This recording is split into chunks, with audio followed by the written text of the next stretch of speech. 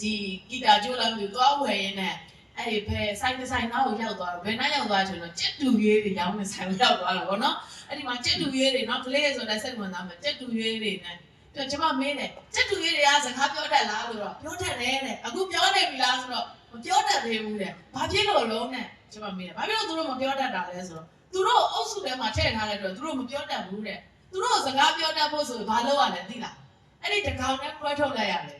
အဲ့ဒါမှသူတို့ကစကားပြောတာကျွန်မလည်းအဲ့မှာဖွင့်ပြခြင်းရတယ်ဖွင့်ပြခြင်းကဘယ်တော့မှနေရာတိုင်းမှာရှိတယ်ဟာလေလုယာသင်ကလောကထဲမှာသင်တို့လူသားအချင်းချင်းအမြဲတမ်းမိတ္တာရဖွင့်နေရင်ဖျားနဲ့ဆိုင်တဲ့စကားကိုသင်ပြောနိုင်မှာမဟုတ်ဘူးတခါတလေမှာသင်ကိုဖျားတခင်ကသင်ကိုတကောင်နဲ့ဆွဲထုတ်သွားတယ်တယောက်တည်းဆွဲထုတ်သွားတဲ့အချိန်ရှိလားမရှိဘူးလားအဲ့ဒါပါဆိုသူကကောင်းနေနိုင်ငံနဲ့ဆိုင်တဲ့ဖျားရဲ့ဘာသာစကားကိုသင်ပေးခြင်းတဲ့အတွက်ကြောင့်ဖြစ်တယ်ချစ်တော်ညီကိုမောင်တို့အဲ့ဒါကျွန်မဖွင့်ပြခြင်းရသွားအဲ့တော့ဒီနေ့တော့ဘယ်တော့နဲ့ဘာဆိုင်နေလဲအယမ်းဆိုင်လာဖြစ်တယ်လောကထဲမှာနေတာများပြီးလောကထဲမှာတန်မှန်မှုဆွဲလန်းမှုများနေလို့ရှိရင်သင်ကဖျားသခင်နဲ့ဆန့်ကျင်ပဲဖြစ်နေအောင်ပါပဲဒါကြောင့်ကျွန်တော်တို့လောကအရာကိုမဆွဲလန်းမနဲ့ဖျားအရာကိုကျွန်တော်တို့ဆွဲလန်းမှုဖြစ်တာဖြစ်တယ်ဟာလေလုယာကျွန်တော်တို့ဆုတောင်းတဲ့အရာတွေရှိတယ်မဟုတ်လားဆုတောင်းတဲ့အရာတွေဘာလို့မရတာလဲတဲ့ဒါပေမဲ့ဖျားသားသမီးဖြစ်ပြီးဘာဖြစ်လို့မကောင်းစားတာလဲတဲ့တချို့ယုံကြည်သူဖြစ်ပြီးတော့မကောင်းစားတာမရှိဘူးလားရှိပဲလောကသားတွေတော့ကိုယ့်ထက်အများကြီးတာဒါပေမဲ့ကိုကဘာဖြစ်လို့ဒီလောကသားတွေလောက်တာကိုကမကောင်းစားရတာလေဘုရားခင်မှာဤဥပဒေသားရှိတာဖြစ်တယ်ဆိုရင်ကျွန်တော်တို့တူတူလေးလာကြည့်ရအောင်ရှင်းရတဲ့တရားဆောင်ခန်းကြီး1အငယ်1လာတယ်နော်အဲ့ဒီလေးပြောပြီးသူဂိမ်းစိတ်နှလုံးသည်ကောင်းစားတဲ့ကဲ့သို့ယာယာနာဟုတ်ကဲ့ကောင်းစားတယ်ကဲဥက္ကမဖတ်ကြည့်ဥက္ကမမှာရှိလား ready ရှိလားဟုတ်ပြီ1 2 3ချင်းချင်းသူဒီစိတ်နှလုံးသည်ကောင်းစားတဲ့ကဲ့သို့တင်းသည့်အရာရာ၌ကောင်းစားခြင်းနဲ့ကျမ်းမာခြင်းရှိမည်ကြောင်းငါဆုတောင်း၏တဲ့အဲ့တော့ကျွန်မပြောချင်တာအရာရာမှာကောင်းစားခြင်းရှိဖို့ကျမ်းမာခြင်းရှိဖို့ကအဓိကဘာဖြစ်လို့စိတ်နှလုံးကောင်းစားဖို့လိုအပ်တာဖြစ်တယ်အဲ့တော့စိတ်နှလုံးကောင်းစားဖို့အချက်2ချက်ရှိတယ်မှတ်ထားပါဒီကောင်မှာဒီနေ့နှုတ်ကပတ်တော်ကသင်ထာဝရတည်ဆောင်သွားရမယ်နှုတ်ကပတ်တော်ဖြစ်တယ်ဘာဖြစ်လို့လဲဆိုတော့သင်ဘဝတစ်လျှောက်လုံးနဲ့ဆိုင်တယ်ဒါအစဉ်မြင့်စဲနဲ့ဆိုင်တဲ့နှုတ်ကပတ်တော်ဖြစ်တယ်အရာရာမှာကောင်းစားတယ်ဆိုတာဘာတွေလဲစဉ်းစားကြည့်အောင်အရာရာမှာကောင်းစားတယ်သင်စီးပွားရေးလုပ်ရင်လည်းသင်ကဘယ်လိုပြောမလဲအရှုံးမရှိဘူးသင်ကြံစီသမျှတွေကအောင်မြင်မယ်နော်သားသမီးတွေမွေးတဲ့အခါမှာလည်းသားသမီးတွေကအိုးလိမ်မာပြီးတော့လှပမယ်သင်เจ้าပညာသင်တဲ့အခါမှာလည်းသူများနဲ့ထူးချွန်မယ်ရုပ်ရည်အားဖြင့်ဆိုရင်လည်းရုပ်ဆိုးတာရုပ်ချောတာနဲ့မဆိုင်ဘူးသင်ကိုကြည့်ခြင်းအပြင်ဘုရားရဲ့အလင်းပေါ်ထွက်နေပြီးတော့သင်ကဘုရားရဲ့ဘုန်းကိုထင်ရှားနေတာဖြစ်တယ်အဲ့ဒါကအရာရာကောင်းစားခြင်းနောက်ထပ်ကောင်းစားခြင်းနဲ့အများကြီးရှိတာဖြစ်တယ်အလုံးတစ်ခုကိုသွားရှောက်တဲ့အခါမှာသူများရဲ့အရန်စူးစမ်းရပေမဲ့သင်အလွယ်တကူအလုံးရသွားတာမျိုးအဲ့ဒါဘုရားရဲ့အထူးမျက်နှာသာဖြစ်တယ်အထူးမျက်နှာသာဆိုတာအရာရာကောင်းစားခြင်းနဲ့တူတူပဲဖြစ်တယ်အဲ့တော့လူတယောက်ကလေဘလောက်ပဲပတ်စံနေချမ်းသာဘလောက်ပဲပညာတွေတက်နေပြီစီနေမကောင်းဖြစ်နေတယ်ဆိုရင်အဲ့ဒီဘုံကပျော်စရာကောင်းလားမကောင်းဘူးဟိုကရှောင်ရဒါမတည့်ဘူးဟိုကမစားရဘူးဆိုပြီးတော့ဘယ်လိုပြောစားချင်တိုင်းလည်းမစားရဘူးသွားချင်တိုင်းလည်းမသွားရဘူးအဲ့လိုလူတယောက်ရဲ့ဘဝကပျော်စရာကောင်းမှာမလားကောင်းစားခြင်းရှိရလို့ထင်မှာမလားမကောင်းစားနိုင်ဘူးသူဘာဖြစ်လို့လဲဆိုတော့စိတ်နှလုံးထဲမှာသူ့ရဲ့စိတ်နှလုံးထဲမှာမနာလိုခြင်းတွေဝင်တိုခြင်းတွေမခံခြင်းစင်းတွေမုန်းတီးခြင်းတွေရှိတဲ့အခါမှာခန္ဓာကိုယ်မှာကျမ်းမာခြင်းမရှိနိုင်ဘူးကျမ်းမာခြင်းမရှိနိုင်တဲ့အခါမှာလည်းဘုရားရဲ့မျက်မှောက်တော်တွေကိုတိုးဝင်ဖို့ခက်ခဲတယ်ဘုရားကျောင်းကိုသွားမယ်ဘုရားမျက်မှောက်တော်ကိုခံစားခြင်းနဲ့ဆိုဘုရားကျောင်းကိုသွားဒါပေမဲ့ကိုယ်လည်းမုန်းတဲ့သူတယောက်ကိုတွေ့တဲ့အခါမှာနော်မျက်စိမိတ်ထားရင်တော့သူ့ရုပ်ကိုတွေ့တော့ဘုရားမျက်မှောက်တော်ကိုမခံစားရဘူးအဲ့လိုမျိုးတွေရှိတာမျိုးဖြစ်တယ်အဲ့တော့ချီနှောင်ခြင်းတွေခွင့်မလွတ်နိုင်ခြင်းတွေနော်အဲ့ဒီကောင်းစိတ်နှလုံးမကောင်းစားတဲ့အထက်မှာအများကြီးပါဒါပေမဲ့အဲ့ဒီအရင်းမြစ်တစ်ခုရှိတယ်တင်ပါလို့လူတယောက်ကိုခွင့်မလွတ်နိုင်တာလေလူတယောက်ကိုတင်ပါလို့မချစ်နိုင်တာလေသူ့ကိုဘာလို့မုန်းနေတာလဲဆိုတော့အကြောင်းပြချက်ရှိတာဖြစ်တယ်အဲ့ဒါကဘာလဲဆိုရင်ယောဘဝိတုခန်းကြီး22အငယ်21ကိုစက်ကြည့်ကြအောင်ဒီဖျားနဲ့ဝေးကွာတဲ့အခါမှာဖျားရဲ့ဘာသာစကားကိုမသိတဲ့အခါမှာလူဘာသာစကားနဲ့ပဲသင်သွားရတဲ့အတွက်ကြောင့်သင်ကဘုရားနဲ့ဝေးနေသမျှသင်နှလုံးသားကကောင်းစားခြင်းရှိမှာမဟုတ်ဘူး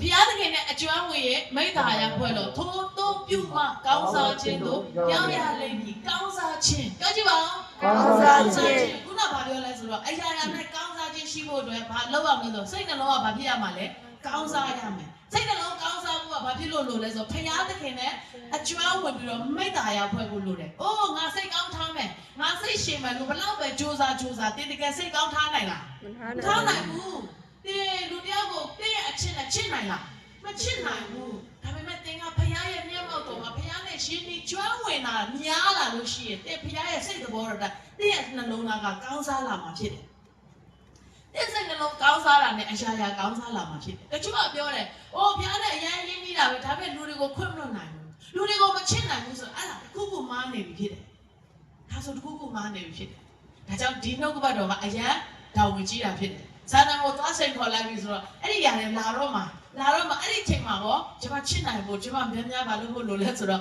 မိတ္တာယာဖွဲ့ဖို့လိုတာဖြစ်တယ်။အဲ့တော့သင်တို့လည်းဘုရားနဲ့မိတ္တာဖွဲ့ပြီးတော့အကျွမ်းဖို့အရေးကြီးသလားအရေးကြီးတယ်ကိုယ်စိတ်နှလုံးကိုကောင်းစားအောင်လုပ်လို့မရဘူးငါစိတ်ကောင်းမွေးမယ်လို့ပြောပြီးမှမရှာဘူးစိတ်ကကျွန်မသားပြောလို့သမင်းစားနေနေပဲဗိုက်စားတယ်ဆိုသလိုပေါ့နော်ဟာသူစားနေရဲ့ပဲဗိုက်စားတယ်လို့သူကပြောလဲဆိုတော့အဲ့တော့ကျွန်တော်တို့လည်းလူတယောက်ကိုချစ်မယ်လို့ပြောနေရင်တန်းလန်းရနေပြီးတော့ဘယ်လိုပြောမလဲအဲ့ဒီလူကမုန်းစရာတွေပို့လောက်လာတဲ့ခါမှာချီရင်နဲ့ပို့မုန်းသွားတာမျိုးတွေရှိလားရှိတယ်ဟိုကျွန်မလည်းအခုတလောပေါ့နော်သတင်းတွေကမကြည့်ပါဘူးဆိုမှတက်လာတယ်ပေါ့နော်ဒီဒလိုက်ဝရှိကမင်းသားမင်းသမီးတို့ကျွန်တော်တို့ဝင်ကြည့်ရင်းနဲ့ပေါ့နော်ဒီနေ့ဗာသတင်းထွက်လာလဲဆိုတော့ဒီယောက်ျားတယောက်ကသူ့မိန်းမကိုခေါင်းဖြတ်ပြီးတတ်လိုက်တယ်တဲ့ဟောအရင်ချစ်လို့ယူထားတာခေါင်းဖြတ်နိုင်လားအရင်ကြောက်ဖို့ကောင်းတဲ့ခေတ်ကာလရောက်နေပြီချစ်ချင်းမြတ်တာတွေဗာဖြစ်နေပြီလဲခေါင်းပါနေပြီဒါဆိုရင်သင်ဖခင်ရဲ့မြတ်တာလွယ်မချစ်နိုင်ဘူးဖြစ်တယ်ဒါကြောင့်ဖခင်ရဲ့အခြေရဖို့ကသင်ဘာလို့ဖို့လိုအပ်တယ်လဲဆိုတော့ဖခင်နဲ့မိတ္တာယာဖွဲ့ရမယ်ဖခင်နဲ့အကျွမ်းဝင်ရမယ်ဖခင်နဲ့ရင်းနှီးဖို့လိုအပ်တာဖြစ်တယ်ဟုတ်ပြီစာလံကျမ်းခန်းကြီး66အငယ်18မှ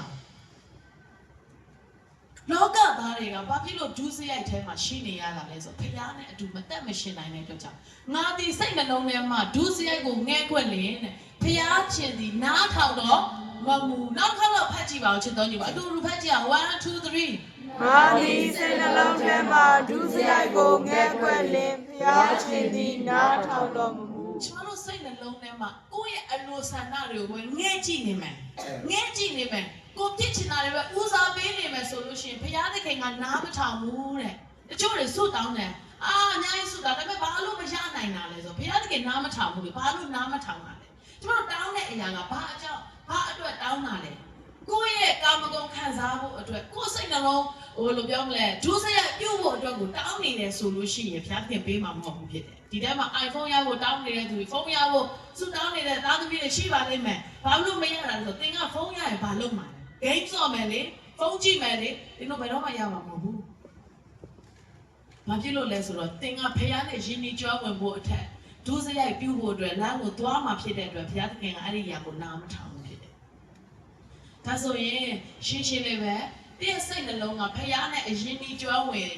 လို့ရှိရင်တိတ်စိတ်နှလုံးကဖြစ်နေကောင်းစားမယ်။တိတ်စိတ်နှလုံးကောင်းစားလို့ရှိရင်အရာရာကောင်းစားမယ်ဆိုရင်ဘုရားသခင်ကသင်ပြောတဲ့မြအရာတွေကိုနားထောင်မှာဖြစ်တဲ့ခြေတော်ညီကိုပါမှာ။တခါလေကျွန်တော်တို့ဆုတောင်းတယ်ကိုရောနဲ့တာရင်နေစေပါကိုရောမျက်မှောက်တော်လေးကိုသွားချင်တယ်ကိုရောလို့ဘုရားကိုတောင်းတတဲ့ခါမှာဘာဖြစ်လာလဲဆိုတငယ်ချင်းတွေနဲ့ပြဿနာတက်လာတယ်ဒီကိုလူတွေကဖယ်လာတယ်အဲ့ဒါခုနတက်တူရွေးလေးဘောရလို့ပဲတက်တူရွေးကိုဘာလို့ခွဲထုတ်လိုက်တာလဲဆိုတော့လူစကားတင်ဖို့အတွက်ဖြစ်တယ်သူတို့တက်တူရွေးချင်းချင်းတော့စကားရှိမှာပေါ့အဲ့ဒါကိုပြောနေလို့နဲ့တူတယ်နော်တယောက်တည်းဖြစ်သွားတဲ့ခါမှာပြောစရာမရှိတော့လူကသူ့ကိုတင်တဲ့ခါမှာလူစကားသူကတက်သွားတာဖြစ်တယ်ဒီလိုပဲအထီးကျန်သွားတဲ့ခါမှာဘုရားသခင်ကနောက်တစ်ယောက်ကိုတင့်နာကိုပို့ဆောင်ပေးမှာမဟုတ်ဘူ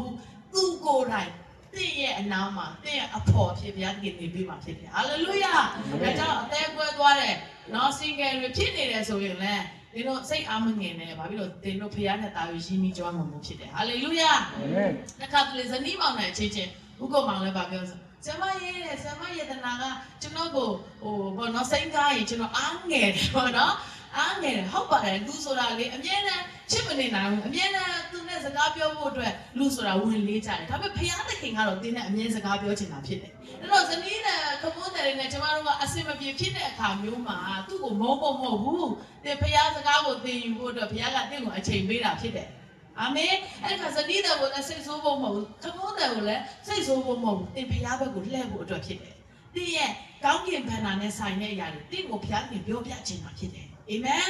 တင်းဒီလောကကိုရောက်လာကျွန်မအမြဲတမ်းပြောတယ်ဒီ stand ကဘာလို့ဖို့လဲဆိုစာအုပ်တင်ဖို့ဖြစ်တယ်ဒီဟာကိုစာအုပ်မတင်ဘူးတောင်းမှထိုးထားတယ်ဆိုရင်သူ့ရဲ့ဖြစ်ခြင်းကပြုတ်သွားပါလေဒါဆိုတင်းဒီလောကကိုဘာကြောင့်ရောက်လာတာလဲတင်းဒီလောကကိုရောက်လာတယ်ဆိုတာဘုရားသခင်အသုံးပြုဖို့အတွက်ဖြစ်တယ်ဒါပေမဲ့တင်းကလောကအသုံးကိုခံနေသမျှတော့ဘုရားသခင်သုံးလို့မရတဲ့အခါမှာတင်းရဲ့ဖြစ်ခြင်းကပျောက်နေမှာဖြစ်တယ်အဲ့တော့နံပါတ်1အရေးကြီးတာကဖျားနဲ့ဝေးနေရဲ့ရင်တစ်စိတ်နှလုံးကောင်းစားနိုင်လားကောင်းစားနိုင်ရဲပြောတစ်စိတ်နှလုံးကောင်းစားဖို့ဖျားနဲ့ယဉ်နေဖို့လိုအပ်တာဖြစ်တယ်အာမင်တစ်စိတ်နှလုံးကောင်းစားဖို့ဘာဖြစ်ဖို့လိုတာဖြစ်လဲဘုရားနဲ့ယဉ်နေဖို့လိုတယ်လိုတာဖြစ်တယ်ဟုတ်ပြီဒါဆိုရင်ဆက်သွားရအောင်ရှင်မသက်ခန်းကြီး7နဲ့အငယ်25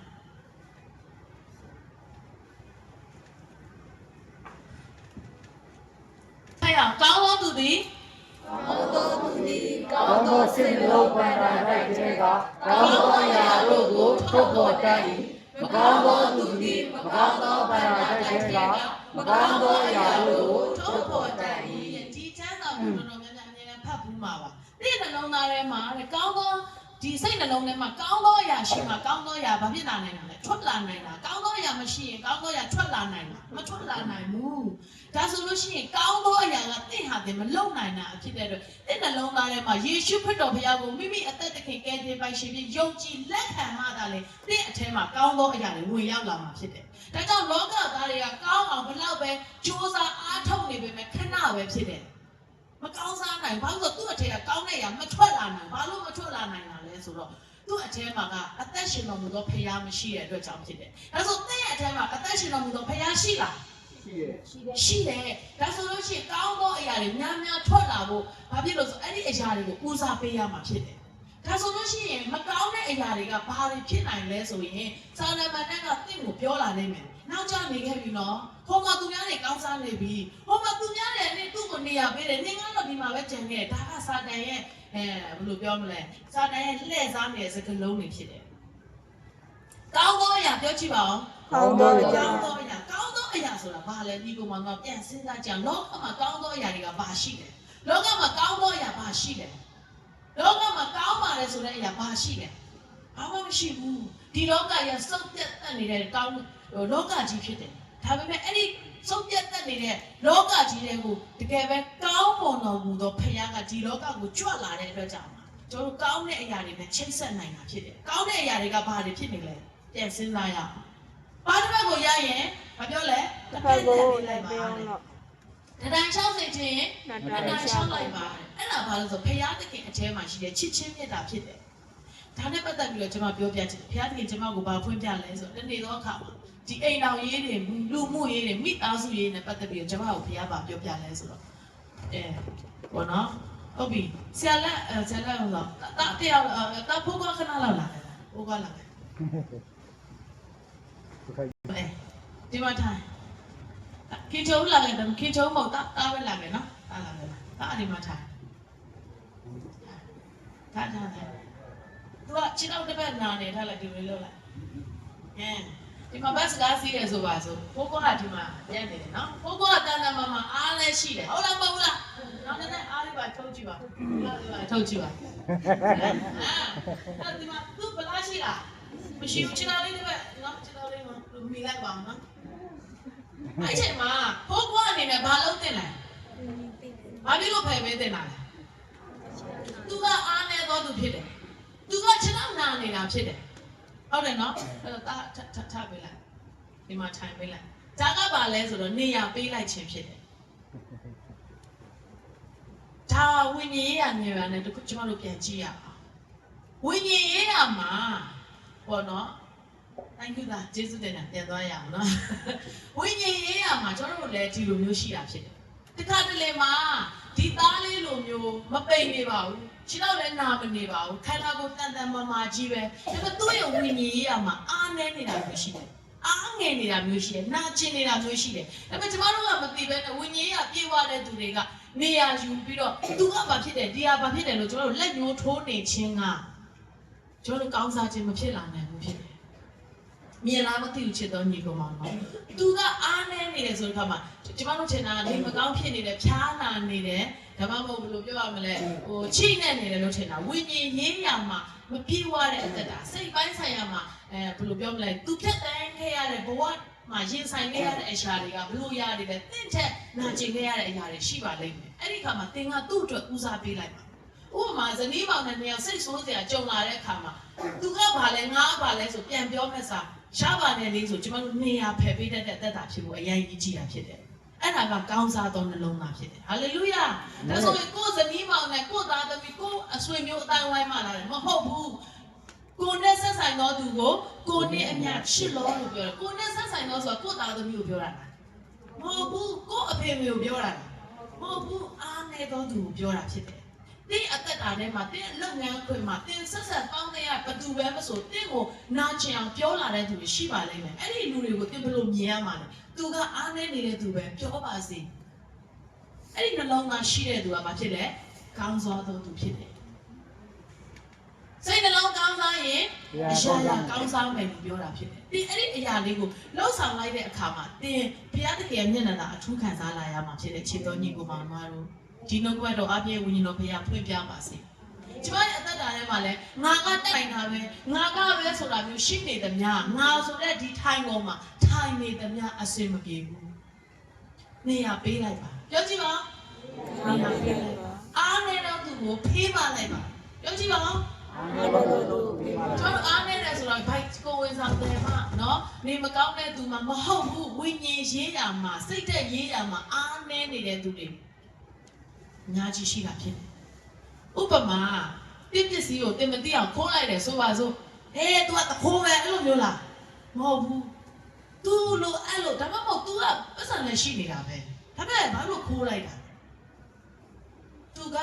နံပါတ်1ဘုရားကို तू မကြောက်နိုင်ဘူးလေတင်းတော့ तू ဘုရားကိုမကြောက်နိုင်ဘူးဖြစ်တယ်နံပါတ်2ဇာရိတာတင်းတော့ तू မကောင်းဘူးဖြစ်တယ်အဲ့ဒီလူအပေါ်မှာတင်ဆာနာပေးလိုက်ပါဘုရားသခင်ကဆုံးရှုံးသွားတဲ့အရာတွေအလုံးပြန်ပေးမှာဖြစ်တယ်ဟာလေလုယာ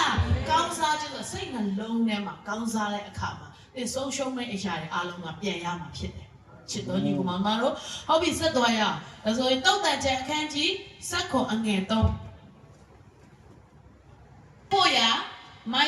က်ကို၎င်း sorry ငွေစစ်ဖို့ရမိုက်ကို၎င်းရွှေစစ်ဖို့ရမီးကို၎င်းသုံးတယ်စိတ်နှလုံးကိုကထာဝရဘုရားစစ်တော်မူ၏တဲ့အာမင်တင့်ကိုကောင်းချီးပေးခြင်းတဲ့အခါမှာဘုရားသခင်ကစစ်တတ်တယ်နော်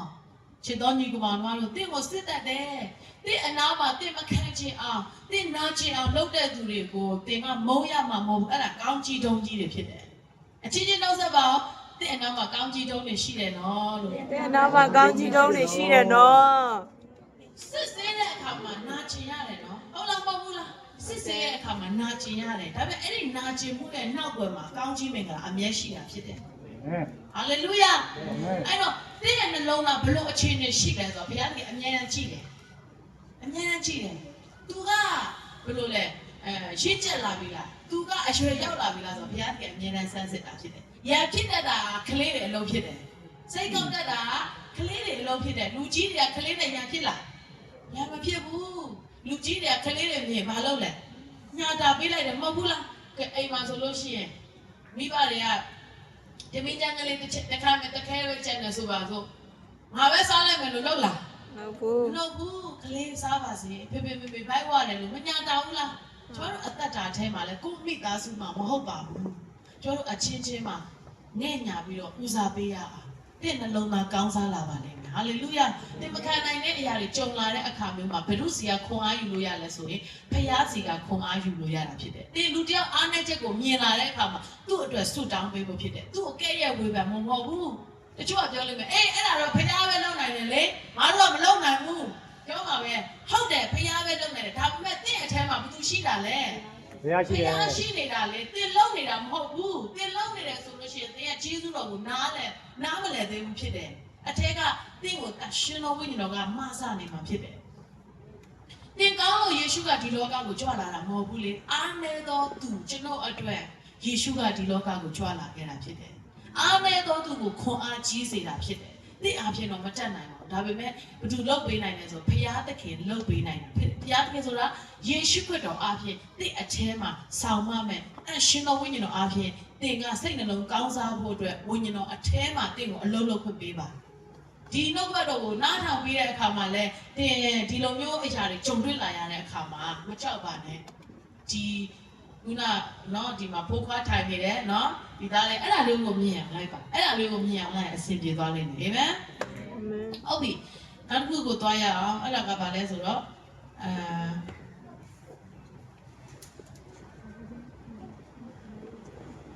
ဖိလိပ္ပိအခန်းကြီး2အငယ်9မှာ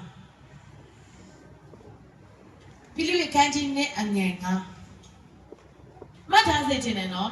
တကယ်လို့ဝမ်းနည်းစရာတွေစိတ်ဆိုးစရာတွေကြုံတွေ့ရင်ဒီနှုတ်ကပတ်တော်လေးကိုပြန်နားထောင်ဖို့လိုအပ်တာဖြစ်တယ်အတူတူဖတ်ရအောင်ကိုယ်မှုရာကိုသာကိုယ်မှုရာကိုသာမရှုမမှတ်ပဲသူ့မှုရာကိုအချင်းချင်းရှုမှတ်ကြလော့ယေရှုခရစ်၌ရှိသောထိုသဘောကိုသင်တို့၌လည်းရှိစေကြလော့ပြောကြည့်ပါဦးကိုယ်အမှုရာကိုမရှုမှတ်ပဲကိုယ်မှုရာကိုမရှုမမှတ်ပဲသူ့အမှုရာကိုအချင်းချင်းရှုမှတ်ကြလော့ခုနထိုင်နေတယ်လို့ပဲလေခြေတော့နာနေတဲ့ကလေးနော်သူဘာလို့ထပေးလိုက်တာဆိုငါအထက်ငါကအားကြီးပါတယ်ငါကိစ္စမရှိပါဘူးသူထိုင်ပါစေဆိုပြီးတော့ကိုယ်အမှုအရာတဲ့သူ့ကိုဦးစားပေးလိုက်တဲ့အခါအဲ့ဒါဘုသူရဲ့စိတ်သဘောလဲယေရှုခရစ်တော်ရဲ့ရှိတဲ့စိတ်သဘောဖြစ်တဲ့ခြေတော်ညီကိုမလို့အဲ့ဒီစိတ်သဘောကိုယေရှုခရစ်တော်ကရှိစေချင်တာဖြစ်တယ်တကယ်တော့သင်တို့ကယေရှုခရစ်တော်ရပြီဆိုတာနဲ့အဲ့ဒီစိတ်သဘောကရှိပြီးသားဖြစ်တယ်ဒါပေမဲ့ဘာဖြစ်လို့မထွက်လာတာလဲဆိုတော့ခုနပြောသလိုဘာကိုငဲ့ကွက်တာလဲစိတ်နှလုံးရဲ့ဒူးစရိုက်ကိုငါဆိုတဲ့အရာကိုဦးစားပေးနေတဲ့အခါမှာဘုရားရဲ့ယေရှုခရစ်တော်ရဲ့စိတ်တော်ကထွက်မလာတော့ဘူးဖြစ်တယ်။ဒါဆိုရင်တင့်အရာရာမှာကောင်းစားခြင်းနဲ့ကျမ်းမာခြင်းရှိဖို့အတွက်ကယေရှုခရစ်တော်တည်ဟူသောစိတ်တော်ကိုတင့်အထက်ကစီးထွက်ဖို့လိုအပ်တာဖြစ်တယ်။ကောင်းသောအရာတွေကကောင်းတဲ့အရာတွေရှိရင်ကောင်းတဲ့အရာတွေထွက်တယ်။မကောင်းတဲ့အရာရှိရင်မကောင်းတဲ့အရာထွက်တယ်။ဒါဆိုတင့်အထက်မှာဘာရှိနေလဲ။ဘာရှိနေလဲ။ရေရောမပြောရအောင်ဘေးနာကတကယ်ကြီးကိုနှုတ်ဆက်တင့်အထက်မှာဘာရှိနေလဲလို့မေးရအောင်ရှိနေတယ်ကောင်းတာလားမကောင်းတာလားတင့်အထက်မှာယေရှုခရစ်တော်ပြန်ရှိနေတယ်မဟုတ်ဘူးလားရှိနေတယ်ဆိုရင်ကောင်းတဲ့အရာကိုပဲထွက်လာရမှာကောင်းတဲ့အရာကဘာလို့ယေရှုခရစ်တော်နဲ့ရှိတဲ့စိတ်သဘောတင့်အထက်ကထွက်လာမှာဖြစ်တယ်အာမင်ဟုတ်ပြီဒါဆိုဖိလိပ္ပိအခန်းကြီး2အငယ်4ကိုပြန်သွားရအောင်4ကိုပြန်သွားရအောင်အဲ့ဒါပဲလားလေး तू က4နဲ့5ကိုတွဲထားတာဖြစ်တယ်နော်အဲ့တော့ကျွန်မဟုတ်ပြီဒါဆိုရင်ခုနသိန်းတစ်ထောင်ကိစ္စကိုပြန်သွားရအောင်နော်ဒီသိန်းတစ်ထောင်နဲ့ပတ်သက်ပြီးတော့ဒီအမျိုးသမီးကဆုံးရှုံးသွားတဲ့အခါမှာဘာဖြစ်လဲဆိုတော့ဒီနေ့ထိတိုင်နော်စိတ်မကောင်းဖြစ်တယ်လူတွေကတနာပြီးတော့သူ့ကိုဘာလဲဆိုပေးချတာပေါ့နော်တတ်နိုင်သလားအိုးစိတ်မကောင်းဖြစ်နေနော်ဒီမှာနော်ဆိုပြီးတော့ပေးချဒါပေမဲ့ तू အဲ့ဒါကိုတင်းနိုင်မှထင်လားထင်မှုဆုံးရှုံးသွားရတဲ့သိန်းတစ်ထောင်ပေါ်မှာယူကျုံးမြမဖြစ်နိုင်ဘူးလားဖြစ်တယ်ဖြစ်နေတယ်ဘာဖြစ်လို့အကြီးမားဆုံးလို့ထင်တဲ့အရာကိုဘာဖြစ်သွားတာလဲလက်လို့ဆုံးရှုံးသွားတာဖြစ်တယ်ကျွန်တော်တို့အသက်တာထဲမှာလဲပညာတတိနဲ့ရှိဖို့အရန်ရေးကြီးတာဖြစ်တယ်သင်တို့ကိုစာတန်မနဲ့ကစာဝိနေရေးဆိုတဲ့အရာတစ်ခုနဲ့ဘုရားနဲ့ဝေးကွာအောင်လှုပ်ဆောင်နေတာဖြစ်တယ်အဲ့တော့ဘုရားစီမှာတကယ်ကိုတန်ဖိုးရှိတဲ့အရာတွေသင်တို့လက်လွတ်ဆုံးရှုံးနေရတာဖြစ်တယ်ဘာမဟုတ်တဲ့စာဝိနေရေးကိုအာယုံစိုက်တဲ့အခါမှာဘုရားသခင်စီကလာမဲ့အရာတွေကလက်လွတ်ဆုံးရှုံးနေရတာဖြစ်တယ်ဒါတော့သင်တို့အဲ့လိုမျိုးဆုံးရှုံးနေတာမရှိရလေအောင်အတိကအရေးကြီးဆုံးကဘာလုပ်ဖို့လိုလဲဆိုတော့ဘုရားသခင်နဲ့ဘာလုပ်ဖို့လိုလဲမေတ္တာရဖို့လိုလဲအကျောင်းဝင်ရမှာဖြစ်တယ်အဲ့လိုဖြစ်လာတဲ့အခါမှာတင့်ရဲ့စိတ်နှလုံးမှာဘုရားသခင်အထဲမှာဦးစားပေးအသက်တာဖြစ်လာလိမ့်မယ်ဘုရားကိုဦးစားပေးအသက်တာဖြစ်လာရင်တဲ့အထဲမှာအရာရာကကောင်းတဲ့အရာတွေထွက်လာတာနဲ့များသင်ကကောင်းစားသောသူဖြစ်လာမှာဖြစ်တယ်အာမင်နေမကောင်းခြင်းတွေဘာဖြစ်လာလဲဆိုလို့ရှိရင်ခြေတော်နဲ့အရာများရင်เนาะအစာအိမ်တွေလည်းမကောင်းတော့ဘူးเนาะအစာအိမ်တွေလည်းမကောင်းတော့အသေးလည်းမကောင်းတော့ဘူးဘာဖြစ်လို့လဲဆိုတော့ခြေနှောင်မှုတွေများလာတဲ့အခါကျမ်းမာရေးလည်းထိခိုက်လာတာဖြစ်တယ်ခုနလိုပြောသလိုတင်းကိုနာကျင်အောင်လုပ်တဲ့သူကိုတင်းဘာလုပ်လိုက်ရမှာလဲဆိုစာနာပေးလိုက်မယ်ဆိုရင်တင်းအဲ့ဒီလွတ်မြောက်သွားမှာဖြစ်တယ်အဲ့ဒီလွတ်မြောက်ခြင်းထဲမှာတကယ်ကိုကြီးမားတဲ့မင်္ဂလာတွေရှိတာဖြစ်တယ်ချစ်တော်ညီကိုမမအာမင်အာမင်ဒီနောက်ဘက်တော့ဘယ်သူအတွက်ဖြစ်ပါသလဲကျွန်မအတွက်ဖြစ်တယ်တကယ်ကောင်းကြီးဖြစ်ပါသလားကျွန်မအတိတ်နဲ့ပို့ပြီးတော့ပြောပြချင်တယ်ဒါပေမဲ့ဘယ်လိုပြောရမလဲနားအလည်နိုင်ဆုံးနဲ့ပေါ့နော်နားအလည်နိုင်ဆုံးနဲ့တကယ်ပဲသင်တို့ရဲ့အသက်တာမှာရှင်းလင်းဆုံးဖြစ်ဖို့အတွက်ကျွန်မကြီးညွှန်းပါတယ်အဲ့တော့အဆုံးသတ်လေးတစ်ခုအနေနဲ့ကျွန်မပြောပြချင်တယ်ခ ခုနဒီလောကကြီးကမကောင်းပါဘူးတကယ်ကိုစောက်ပြတ်တက်နေတဲ့ဒီလောကကြီးဖြစ်တယ်ဒီကိုချစ်လွန်တဲ့အတွက်ကြောင့်ယေရှုခရစ်တော်ဘုရားကဒီစောက်ပြတ်တက်နေတဲ့လောကကြီးကိုကြွလာခဲ့ခြင်းဖြစ်ပါတယ်ချစ်တော်ညီကိုမောင်တို့တကယ်ဆိုလို့ရှိရင်သူကဘယ်လိုပြောမလဲကျွန်မပြောတယ်လေကောင်းကင်နိုင်ငံမှာ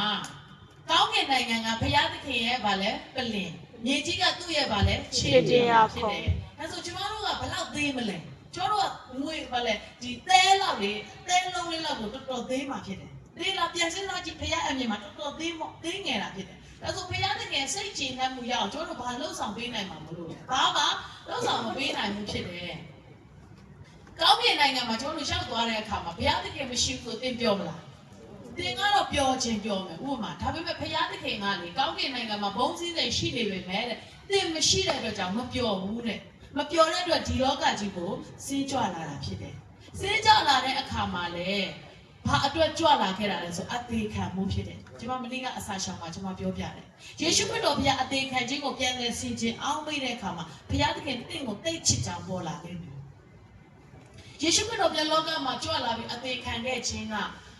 ကောင်းတဲ့သူတော်တဲ့သူစိတ်ကောင်းတဲ့သူဘယ်လိုပြောမလဲပညာတတ်တဲ့သူကောင်းစားတဲ့သူတွေအတွက်ပဲဘယ်လိုပြောရမလဲအရန်ကိုသူတော်ကောင်းတွေအတွက်ပဲကြွလာခဲ့တာမဟုတ်ဘူးလူယုံမာတွေတကိုးချိုးတွေစိုးစွမ်းတဲ့သူတွေအားလုံးအတွက်သူကကြွလာတာဖြစ်တယ်ဘုရားသခင်ရှေ့မှာတော့အဲ့ဒီလူတွေနဲ့သင်ကအတူတူပဲဖြစ်တယ်သင်ကိုသင်ဘလောက်ပဲကောင်းတယ်လို့ပြောဘုရားသခင်ရှေ့မှာတော့သင်ကဘုရားသခင်ရှေ့မှာတော့သူနဲ့သင်ကအတူတူပဲဖြစ်တယ်ဒါပေမဲ့တခုအားသာတာကသင်ကအားကြီးတော်သူဖြစ်တယ်ဘာဖြစ်လို့လဲဆိုတော့သင်ကဘုရားသားဖြစ်နေတဲ့အတွက်ကြောင့်ဒါကြောင့်သင်ကတင့်တဲ့အားနဲ့အားငယ်တဲ့သူတွေနဲ့တော့သွားပြီးတော့ရံမဖြစ်ပါနဲ့အဲ့ဒီလူတွေကိုသင်ကနေရာမပေးဘဲနဲ့ငါမထပေးဘူးကွာဆိုတာမျိုးမလုပ်ပါနဲ့သင်ထပေးလိုက်ပါသင်ဦးစားပေးလိုက်ပါသင်စာနာပေးလိုက်ပါသင်နားလည်ပေးလိုက်ပါအဲ့ဒါကဘုသူစိတ်တဘောဆိုဖခင်ရဲ့စိတ်တဘောတော်ဖြစ်သွားတခါတလေမှာကျမတို့ကလေးနဲ့တော့ကျမတို့ရံဖြစ်တဲ့အသက်တာမျိုးတွေရှိတယ်ကိုက10တန်းရောက်လာပြီဆို10တန်းသာတင်ခဲ့တယ်လေဟုတ်တယ်မလားအခုမှဝါလုံးတော့မရေးနိုင်သေးတဲ့သူတယောက်ကိုနေကဘာလို့ဝါလုံးမရေးရတာလဲဆိုပြီးတော့ပြောနေမဲ့အစားဒီလိုလေးရေးရတယ်ဆိုတင်ယူပေးလိုက်ခြင်းကတဲ့အတွက်ကောင်းချီးမင်္ဂလာဖြစ်တဲ့ချစ်တော်ညီကောင်မတို့ဟုတ်ပြီဒါဆိုလို့ရှိရင်ဒီနေ့အစပြီးဆုံးဖြတ်ချက်ချရအောင်ဒီဦးစားပေးတဲ့စိတ်တော်ရှိဖို့ဘုရားသခင်အလိုရှိတာဖြစ်တယ်အာမင်အာမင်အာမင်ချမ်းတော်အိမ်ငိုက်လာပြီလားချမ်းတော်အိမ်ငိုက်လာပြီလားအဲ့လိုကျေးဇူးပြုမှတ်ချက်ရရအောင်